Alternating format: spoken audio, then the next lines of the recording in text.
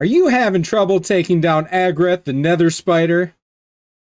Are you dying to all her poisons? Do you think there's no answer? You're so stupid. There is. Cleansing supports an HP burn. Finally, there's an elegant and comfortable solution to this bug menace. I didn't have a single problem. So come on down to Oak Gaming on YouTube.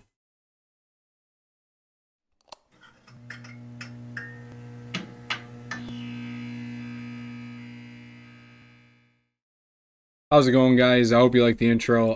If you didn't know, we're going to be working on Agreth the Nether spider. I'm just going to give you some tips and tricks for players that are new to the game, mid, and obviously end game guys. You probably don't need any help. This is not a speed farming guide because this set is not worth farming, okay? Until the set gets improved upon for the armor, the materials you get from Nether spider, you're never going to farm. It is definitely not worth it. Trust me, I've tried farming it. Just to kind of give you a backstory, when Baumel was announced, I had a War Mother, and she's the wrong affinity, obviously. He's Force, she's Magic. And I tried to come up with like a cool think tank strategy of using the Affinity Breaker gear, which I don't have very much of. Let's just kind of take a look at it here. Filter, and let's do this. Affinity Breaker, yeah. Do I have enough just for one set? I'm pretty sure I've sold off a couple. It's 4-piece, 1, 2, 3, yeah, and 4. So I had originally tried this on War Mother, resistance. It didn't work as I'd planned. Crit damage 30% and then 20% chance to change weak into a critical hit. It doesn't see play anywhere in the game. It's a dead set, essentially. Cool thought process. If that was an always kind of thing, like if that said 100, maybe even like a 75% chance to turn a weak hit into a critical, that set would probably be used more, I think. But it's not worth farming, so that's why you really don't see farming speed teams for Agreth the Nether spider. But I'm here to show you today how to take down this pesky bug menace, okay? So let's just kind of go to my Agreth and let's go to the hardest one. So we are looking at floor 90. Okay, and if you're looking here, you're going, wow. It's a lot of legendaries and an epic.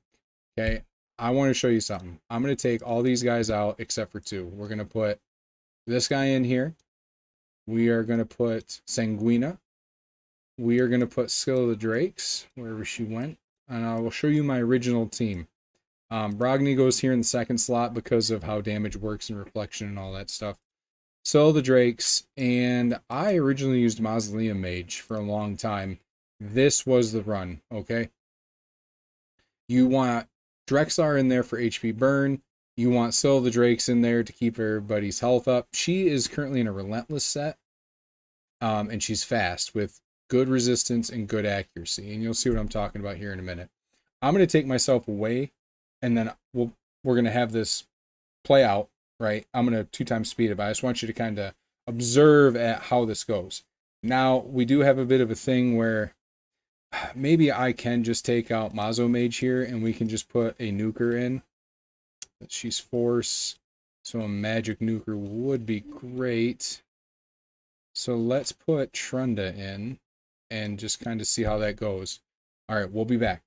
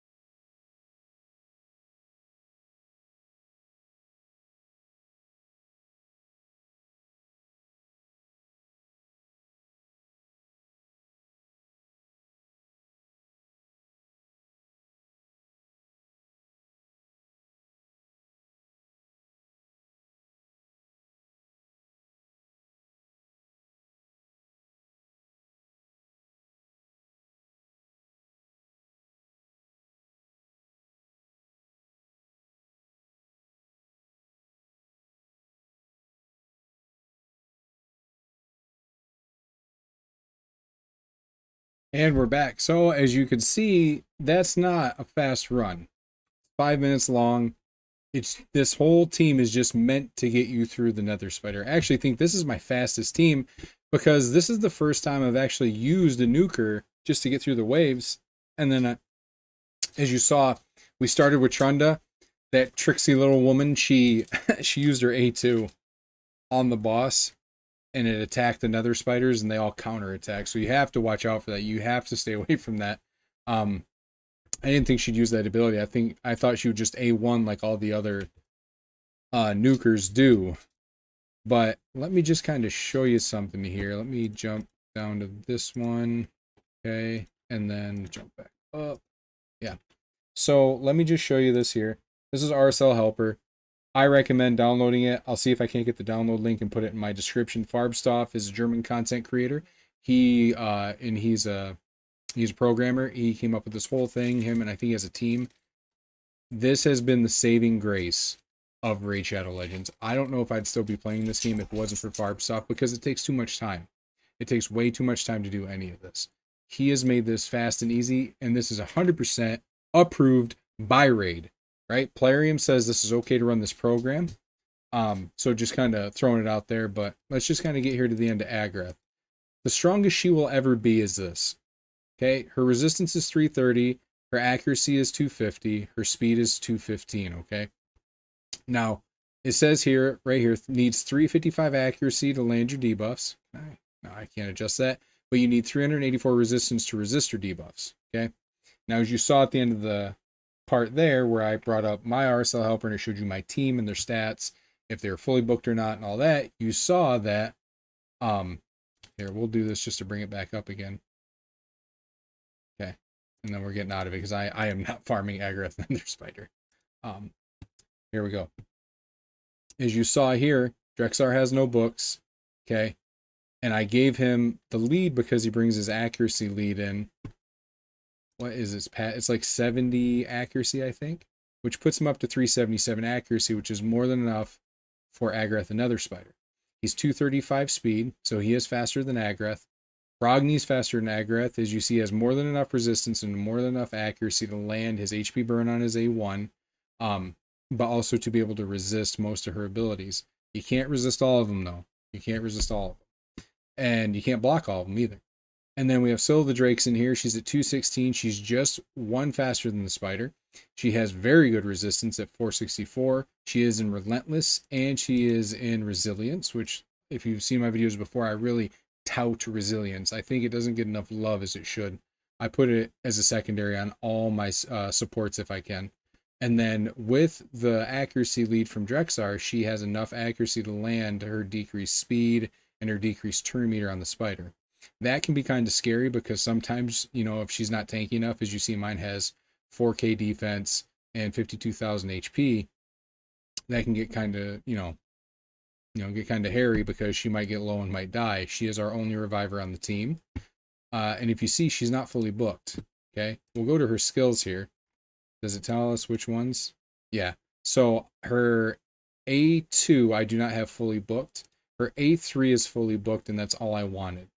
Okay, and that's because it's just the revive on death one. Okay. And then right here, her A1 is booked once. Right? Yeah. So, and we can actually go into the game and see this better. I know it's kind of blurry right here. And then as you see, Magnar, he's very slow, 167. He got 76,000 HP. He is in lethal. Okay. He has terrible crit damage. He has like no accuracy. I use him just to farm faction wars. I know he's very good in the arena. I should probably utilize him more, and I'll be doing definitely like a whole revamp on my characters here, probably within the next couple months, just to, shake them out because live arena is going to be coming next week. Okay, so let's just kind of get out of this, and let's go into the champions here. And as you saw, I didn't have any presets. That's just how the team ran. Okay, and you don't need a Magnar. Any DPS will do, or no DPS will do. Okay, or no nuker will do, I should say. Your DPS is actually coming from Drexar. So let's see, who is first on our list here. If I actually got a soul for Drexar, I'd be putting it on him, and it'd be it would definitely be not polymorph, but brimstone. As you can see, I have him in speed with lifesteal. Okay, and let's go to his masteries here, and we have him going all the way down to War Master. And you can just kind of take a look at this here. You can copy paste this if you want. This is going to work for you no matter what. This Drexar is the same Drexar I use in the Griffin, and this is the same Drexar I've used in other stages of the game I can't even remember in, but he carried me through a lot of content. All right, he's going to do a lot of work for you too. He is a free-to-play champion. You get him from 3v3 Arena. You buy his fragments. I love Drexar. I've actually opened, I think, an extra one of him too. But yeah, as I said, he has no books in him. He doesn't need books. That's the beautiful, and 70. It's a beautiful thing about Drexar. He needs no books. He needs gear, masteries, and max level. That's all you need on him. And he's a beautiful creature. He's actually one of the few guys I still have in a lifesteal set. And look, this is a garbage. These are garbage here. This really just makes him tankier. But there's no accuracy or resistance on here. He's wearing a resistance chest that's a 5-star rare with no rolls and speed, just HP. He's got a 5-star here shield, accuracy, speed, resistance. Right here, accuracy, speed, low crit rate. Right here we have a double speed roll on a 6-star. It's actually really nice. I might have to take that off later. He's got accuracy, speed, flat HP, and resistance here, and he's got a crit damage. He's got a crit damage glove. Honestly, I should probably take that off of him and put a crit rate one on there. But this brings double speed and accuracy, and it brings defense. And he's a defensive-based champion. Does all of his damage on defense that he's applying physically. But his HP burn, that goes off the percentage of the boss's health. And that is the key to taking down Agreth. If you don't have Drexar Blood Twin, just use an HP burner that is not an AoE hitter, okay? Now, there's a difference. You can have somebody that applies something AoE that doesn't actually have to hit them to connect. Does that make sense? And you can read it in the descriptions. The thing about that makes Drexar so good is he doesn't have to hit. He just needs to be hit, and he passively applies it. He's got a 5-star ring on here. It's got a triple defense percent roll, so I've kept that, and I probably will keep that for a long time. We have defense amulet here, flat. It's blue, and it's a double roll in accuracy, which is what you need. And he has a resistance banner with 1 roll in speed, 1 in HP, and double flat HP. He's just in there to take the punishment and deal it back out. And if you watched in that video, you notice that he actually kind of got down quite a bit, but he just came right back up. We never had a problem with him dying, but he may die with you, okay? And if we look at his total stats here, you see that his faction guardians, my devil man, my demon spawn, is actually finished. It's full, okay? And then let's go down here. Let's look at the wonderfully beautiful Scylla the Drakes. She's got a 5-star glove here. This is defense percent, HP, resistance, okay? Resistance, accuracy, speed. This is speed with defense percent and flat HP. This is double speed, accuracy, defense percent. This is resistance, accuracy, speed. This is resistance, and then accuracy. I put it on there. She has a resistance banner with a double roll and a max glyph for speed. She has a HP amulet because she's pretty tanky already. She's 4k defense. But you want Scylla the Drakes to be the one to survive the longest, essentially. She is the one that's your main support that's going to help keep everybody alive. You put her in Relentless because of her passive here, right? Boundless Life. Heals all allies by 10% of their max HP at the start of each turn, and will also place increased speed on a random ally for 2 turns, okay? Her A1 will attack an enemy and has a 20 books up to 40% chance of putting big decreased speed, and also has a 50% chance of decreasing their turn meter by 15%. She'll never use this ability on the boss, so you don't have to care about it, but this is a very good ability. If you're trying to progress through Doom Tower, I'd recommend actually booking out your Scylla the Drakes because of this A2 here. It places an AoE stun, that's all. And then her A3, which is a 4-turn cooldown when booked, revives an ally with 50% HP and places ally protection on them for 2 turns, okay? She is what you would call an all-arounder. She does everything that we need. She's essentially like a healing totem. That's what I treat her as. She's a healing totem. Let's go to Brogni here. And you guys, if you've watched my content before, you've seen my Brogni. He hasn't changed, right? He's very fast, 252, 3.2 defense, 58k HP. Very good resistance for him and very good accuracy just for this content, right? We have him coming down here in a Giant Slayer. I probably should take that away and just move it over here to War Master. I put him in Giant Slayer because that was what the Clan Boss build was, because the Clan Boss will hit you 3 times when he does the, gets angry and, doesn't like his Cheerios or something. And then we have, he puts, it's his passive, I'm stuttering here, but it's his passive, Redoubt. Okay, reflecting the damage that gets done to him. Heals by 25% of the damage done to the shield. He also brings in block debuffs, increased attack, and a shield here. This will never be used on the boss because it's an AoE attack, and the AI is actually pretty smart about this. The AI knows not to use AoE attacks because it heals Agreth the Nether Spider. So if you saw, all her spiderlings had counterattack on them, and when they counterattack, right, they heal her. And it's just good that, the AI for our champions for once doesn't do that, doesn't go rip shit riot. His A1 here is attack an enemy, 45, let's see, it's like a 55% chance, 60% chance to place an HP burn debuff for 2 turns. And he's just built, I have crit rate on this because when the boss does attack you and you reflect damage back, Brogni has a chance to crit. It's actually pretty cool. So I have him on crit rate gloves, okay? Resistance chest. We have speed and accuracy here. That's a blue. We have another 6-star with a double speed roll. I really need to do a gear cleansing and kind of rearrange this. But look, here's another champion I have that is in 2-piece resilience. And he's in 2-piece perception, right? Because he needs it. Now let's see here. Let's see Magnar. Like I said, Magnar is nothing special. I've actually taken pieces off of him to help out other champions, but this is a plain Jane. Actually, this is kind of garbage for a piece.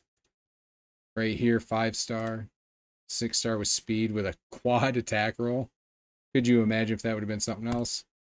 He's got double crit rate here. He's got double crit rate here. And he's got double crit rate here. And this is HP banner, crit damage, and HP ring. Okay. Magnar, any AoE HP nuker that doesn't have an AoE A1, right? Because you want your champion just to single target the boss, not to attack the ads, right? Remember that. Now let's go down here. This person's actually pretty special in my heart. She very much... Where'd you go? Where'd you go? She in the vault? She fills a very... Yeah, she's right here. She fills a very niche role in the game. But when I saw it, I knew exactly where I needed to use her. And that's just what I did. Sanguinia is a support. And she's one of the few supports that actually... It's right here. Sacrificial Lamb. She'll take all the debuffs from your team and she will put them onto the target. Okay, so that is actually why I have her going, if you see, 1 speed slower than Agreth. Agreth is 215, where Sanguinia is 214, because I want the entire team to fill up with, with poisons, and then Sanguinia gives it back to the boss. And I have her in Stalwart gear. I have her in 5-piece for some reason. I need to switch this out. Probably this one here. But she's in 5-piece Stalwart. You really only need 4. You probably don't even need this at all. But this is just to decrease the damage that she would take AoE from the boss, right? Looking at her stats here, she has Bubkiss for resistance. She just needs the accuracy. She's not even... her defense isn't even that good. We could probably increase that. She's not even fully mastered. But she is fully booked. And this chick... Let's see, it's 7. This is 8. And then 4 more. So it's 12 books for an epic is actually pretty decent. But this here is kind of like, ugh. You know what I mean? Now let's say you don't have Drexar, but you have an HP burner, but you need more accuracy. Well, right here, she brings an aura for Doom Tower by 55 accuracy. It's pretty good, right? As Robert De Niro would say. Who was our... It was her, and who was our last one? Who was our last one? Let me... Actually, I forgot to show you guys the masteries on Still Drakes here. Still the Drakes is in this, right? I have her in a counterattack setup, okay? And then I have her on War Master. Because her A1 hits once, right? And that's generally the term. If the A1 hits more than twice, give her Giant Slayer, okay? But if it hits 1 to 2 times, give them War Master, okay? Boy, I feel like I'm forgetting somebody. Oh, we did Brogni. We did Syl. We did Drexar. No, we did Magnar, and we did Yeah, and we did Sanguinia. Okay, folks, that's it for the recording. I hope you enjoyed it. Leave a comment down below. Let me know if you want to watch anything, anything that piques your interest, that you'd like to see me cover. I hope everybody got what they wanted this weekend on the ×2 ×10. Actually, let me show you what happened to me. I actually got lucky. I got a double. I pulled 40 ancients. Now I know in my video I was like, oh, I'm gonna wait a year, blah blah blah. But then lizard brain kicked in. I was like, oh, I gotta open these. But I pulled because I thought, well, I could get lucky and get another Valkyrie, and as you can see here, I did. And yes, folks, that is 4 Valkyries. I can plus through this Valkyrie, if I wanted to, but I decided to give all my dudes plus 10 speed. And then I got another Pytheon, actually, within the same 10 pull. It was Pytheon first, and I was like, okay, yeah, whatever, it's ×10 chance, it's less than 10 or 7%. And then two or three nodes later, as I watched it go off, it was Valkyrie, and I was like, sweet, all right, cool.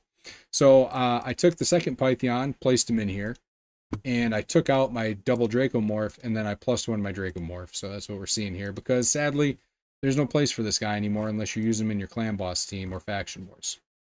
Actually, he might be good for dungeons. He's still good for dungeons. What am I saying? Mine's booked out and everything, but that's going to be it for the video.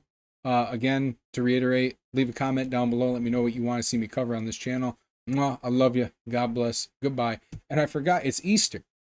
Happy Easter, everybody.